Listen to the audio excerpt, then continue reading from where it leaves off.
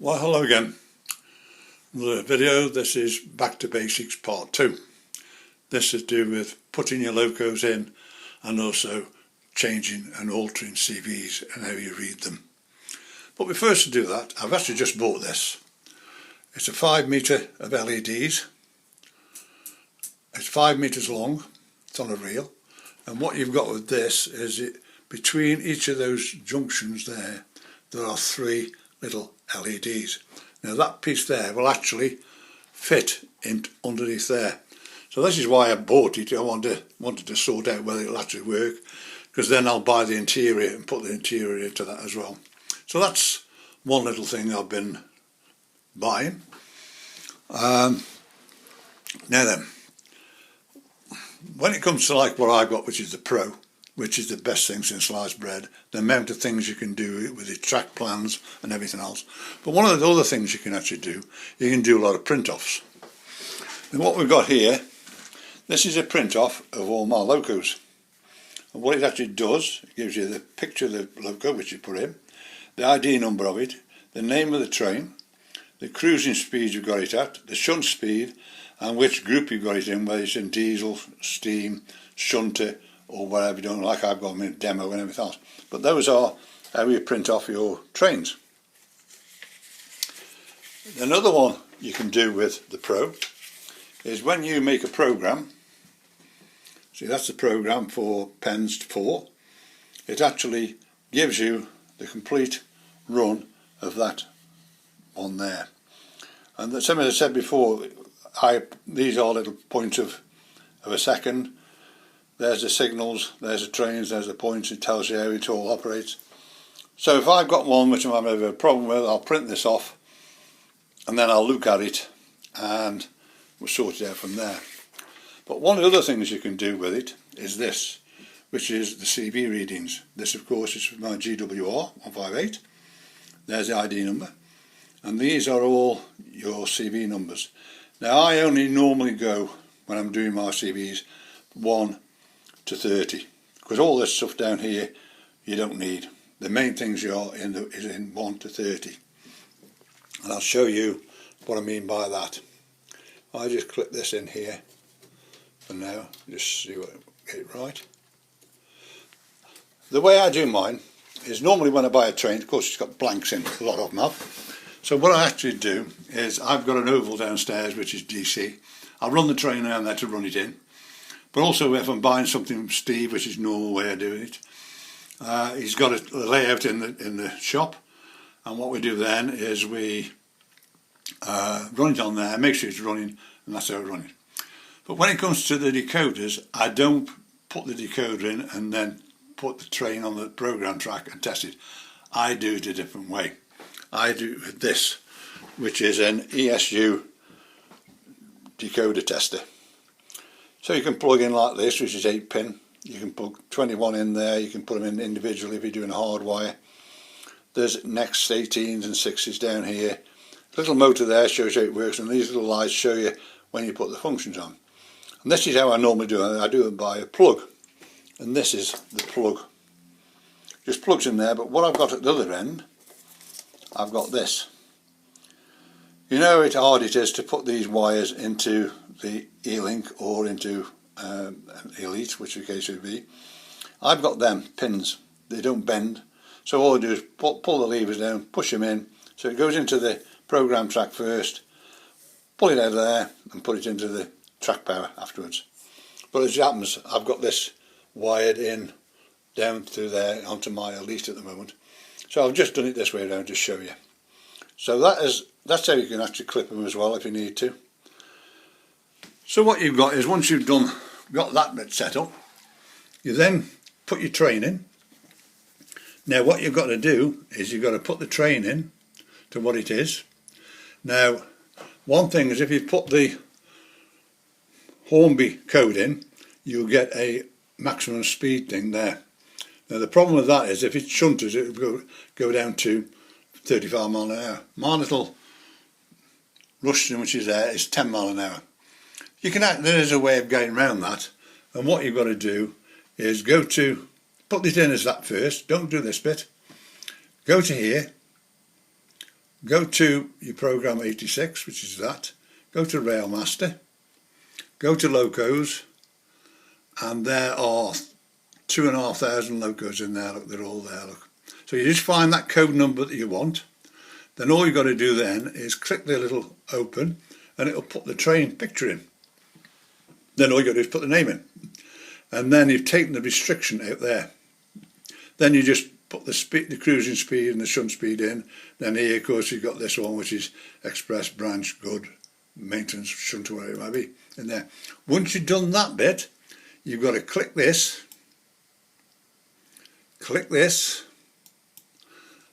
and what actually happens is then this will change colour. But what would happen, we're going to do it this way around.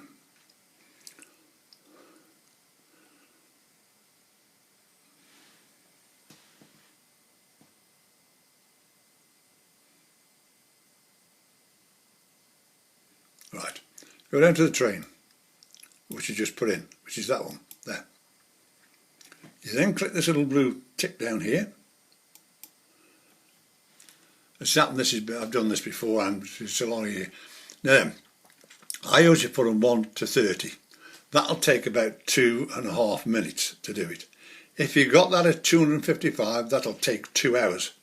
And yet most of the stuff you don't want down the bottom, like all this. Look, all this stuff down here. You don't need half this stuff down here. The main part is here is 1 to 30. The first one is your primary address. The next one you want is acceleration. Now then, the higher the number in that or deceleration, the longer it takes. So if I put this as 5, this train at 70 miles an hour shoot off like a rocket. But 15, it takes 15 seconds basically before it actually gets to full speed. My class 29 there is set at 120. That takes to get to there before it hits the full speed. Because it's running all these wagons, it looks more authentic. That's the major thing, is making your trains run authentic. As my steam trains and run, I've got the acceleration set at 40. Most of those are all set at 40. Most of my trains are. That's an oddball, but most of them are. This one here, which is my GWR, that's set at 30. But you have to play with it a bit just to get that right. So once you've done all that, and you click this box here, and it'll read all the settings, and then you click this, and then you click the train, and then it'll put it back into your system. Now, one of the things is when you're doing these decoders, sometimes you might the decoders you've got most probably aren't in Railmaster. The way to find out is if you go to number 7, double click it, and this is the reading of all the different decoders you can get, which is Batman, digitals and everything else. So you've got everything in there. Those are the ones in this at the system at the moment. Now then, the thing is with this, I've had word from Railmaster there is an update prominent, so we shouldn't be long before we get another update on the system. And they most probably put some more decoders in. There's a lot of decoders out now which aren't even in the system, but that is, so you've done that. So that is that one there. So you just click this now, and click this. See how it changes? That shows you it's actually programmed it. Now then, what I've got also, if I go to here and put this one on, which is my DB Schenker. I had this with a bloke. That's what it was. He wanted to put the volumes up, and there is a way of doing it. I can just get this bit to do this bit, and then finding it. This is the hardest bit I always find, is finding that DB Schenker.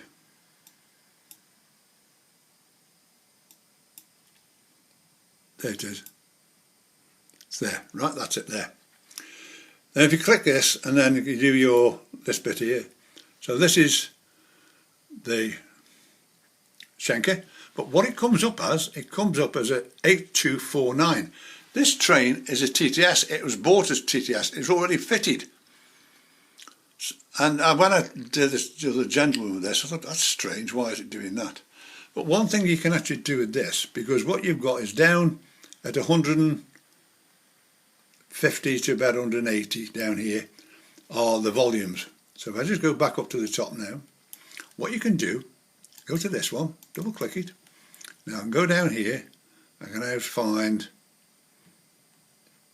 Hornby, and they've got class 15, class 20, class 40, tornado, TTS decoder, diesel TTS and a steam.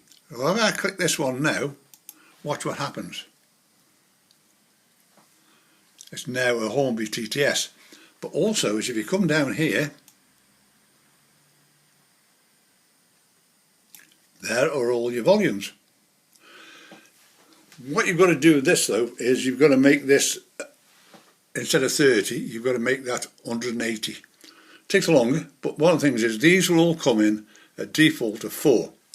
So if you've got 2 whistles, and one is a bit louder than the other one, the one that isn't as loud, you change it to 4, change it to 6, you can only go up to 8. So you can change that volume round, and then it's done it, finished. That's how it works. And then once you've done that, and then save it, again, that's how you know you saved it. So that is how you can actually do your decoders. Now then, my class 158, which is this one, which is a fantastic train. This is the sound one. This is nearly £300, this one is. The other one's 220. I think for about 70 quid you get the full sound. But this has got 28 functions in, this thing has. But one of the things until a few days ago, is that the lights in the coaches were very dim. It was really dark in here, you really couldn't see the lights in there. And another one is the cab light only comes on at the rear. So as it's running, it comes on the rear, but it only comes on when the train is stationary, and that's it. Once the train starts moving, that coach light goes out. But I've now changed this round. And what I've done with that one is, if I just come over here, is CV60. Mine was set at 50, which is, you can actually see by this right in here, there, which is that one there, dimming, which is 50. What I've done there, I've changed that to 250. You go up to 255, but I've put it at 250. That's done the coach lights. The one at the back, which is CV130, the default is at 60. If you set it to 0, those cab lights don't go off. And I'll show you that in action now. So what I'm going to do is I have to bring it up here. Let's put it up here. One thing is, because there's 28 functions, if you look at this, look, there's dozens of them. So I'll put the lights on, put the sound on. When it decides to go, there we are. That's the sound on. There's the lights on. If I put the coach lights on,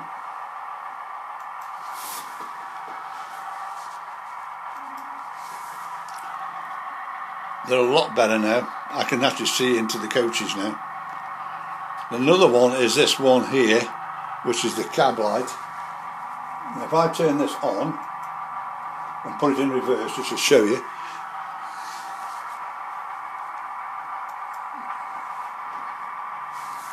There it is, it's on, look. Because it's in reverse, because it would be going that way. So what I'm going to do is I'm going to put it back into forward. And what we'll do is we'll start it off, and you'll notice that the cab light at the back stays on, because usually the guard's in there and he's not going to sit in the dark. So, you know, you can see the back coach light on, or the cab light on, should I say. So that's one way you can actually do it. So if I actually now put it down to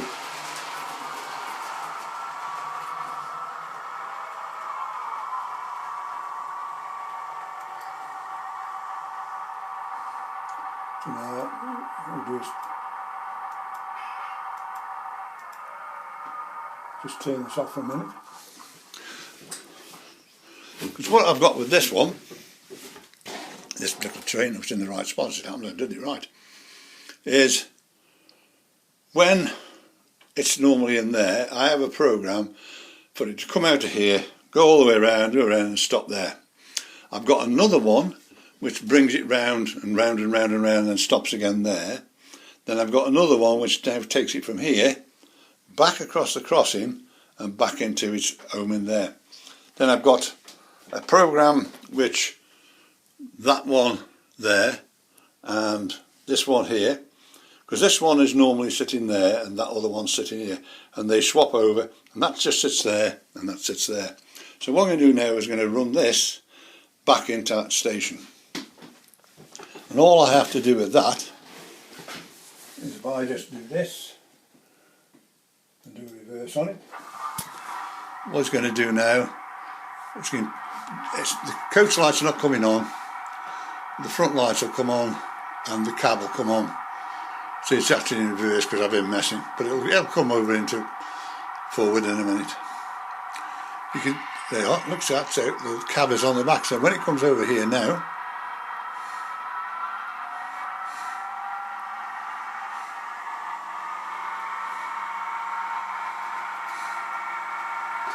it stops just over this crossing here.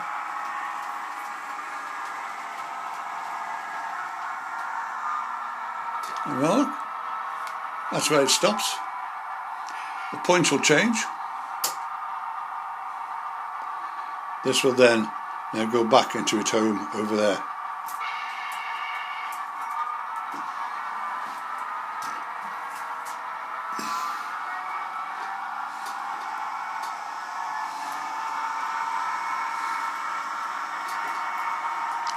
Just enough timing. It takes, sometimes it could take me a few hours to get one of these setting right. So that's now where it would normally start off on its first program.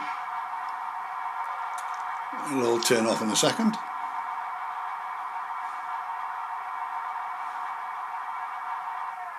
Yeah, it's all done. Now what I'm going to do is make these two go back to where they were. And I've got another one here, which is this one here. So what we're going to have now is this one and the other one.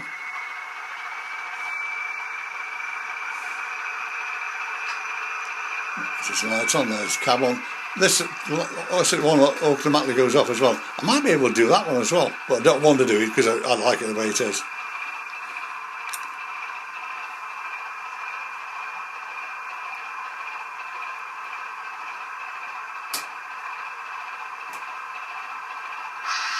So what it's going to do now, that's going to come across here.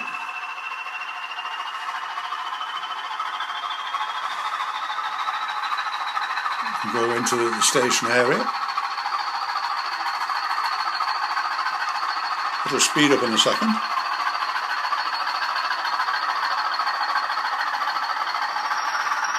Yeah, it's picked up speed. That will now come round and come into the station.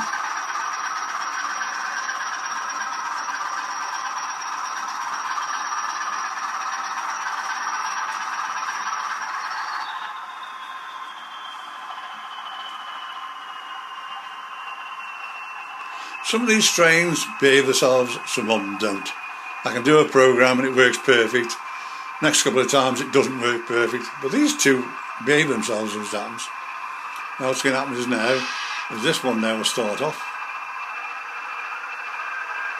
As I said, this is set at 120.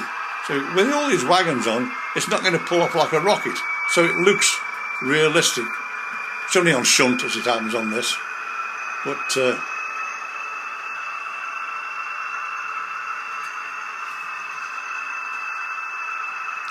that'll come round and stop there.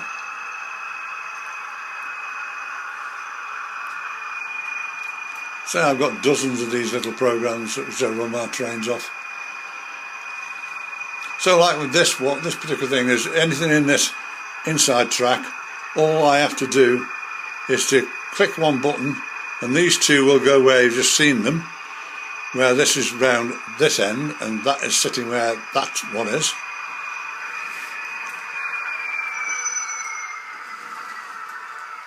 There we are. So that's that one done.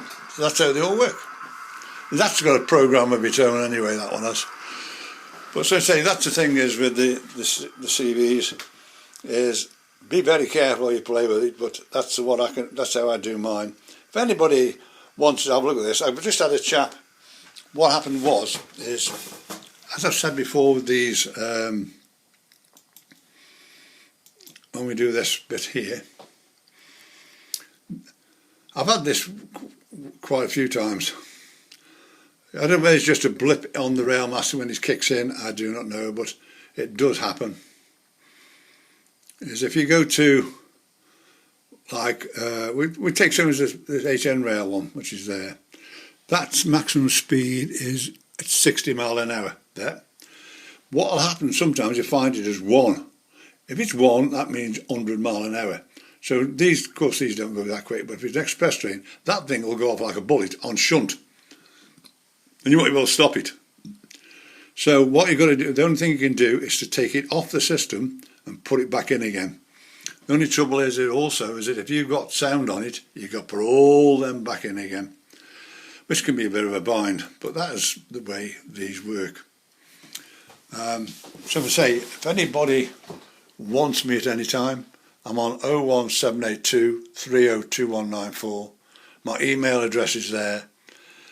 Anything to do with Railmaster, just give me a call. I'm usually always here, day and night. So even the slightest problem like that, I can set the locos up for you, can do CVs for you. As long as you've got TeamViewer on, I can do it by TeamViewer, and it's a lot quicker. But also can you please subscribe, and I'll see you again soon. Bye.